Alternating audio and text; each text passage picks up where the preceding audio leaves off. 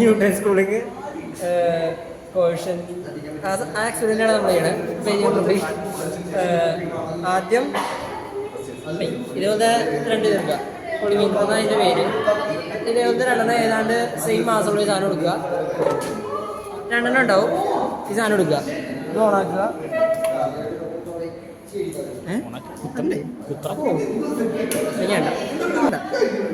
ഇത് ഓണാക്കുക.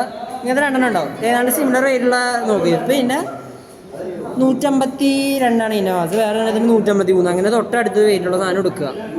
എന്നിട്ട് ആദ്യം എംറ്റി ആയിട്ടിരിക്കുമ്പോൾ അതിൻ്റെ ഉള്ളിൽ വെച്ച് വെയിറ്റ് നോക്കുക. അതിൻ്റെ വെയിറ്റ് എടുക്കുക, നോട്ട് ചെയ്യുക, M1 എന്നും പറഞ്ഞ മാസം.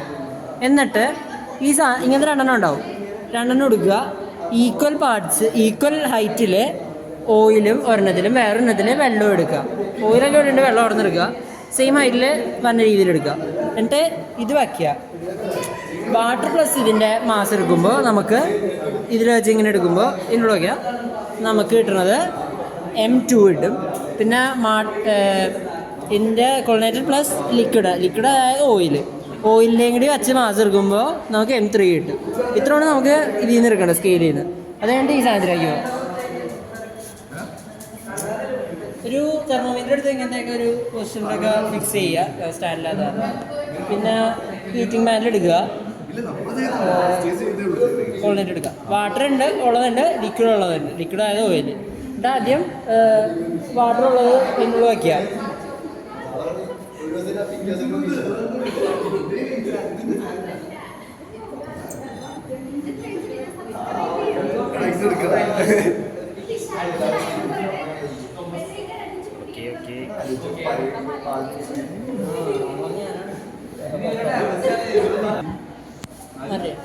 അപ്പം ഇത് ഇങ്ങനെയൊക്കെ ഇരിക്കും. എന്നിട്ട് സാധനം കുത്തുക, 80 ഡിഗ്രി വരെ ചൂടാക്കുക. തെർമോമീറ്ററിലൊക്കെ 80 ഡിഗ്രി ആണ് വരെ വെയിറ്റ് ചെയ്യുക. 80 ആയി കഴിയുമ്പോൾ നമ്മൾ ഇത് ഓഫ് ചെയ്യുക. ആദ്യം വാട്ടറിൻ്റെ ചെയ്യണത് 80 നിന്ന് കൂളാവാൻ സമ്മതിക്കുക. 80 ആയിരിക്കുമ്പോൾ സ്റ്റോപ്പ് വാച്ച് ഓൺ ആക്കുക. എന്നിട്ട് 78 ആവുമ്പോൾ വരെയുള്ള ടൈം എടുക്കുക.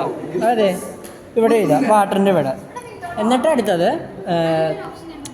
അതേപോലെ തന്നെ 78 തൊട്ട് 76 വരെ ഉള്ളത് സ്റ്റോപ്പ് വാച്ചിൽ എടുക്കുക.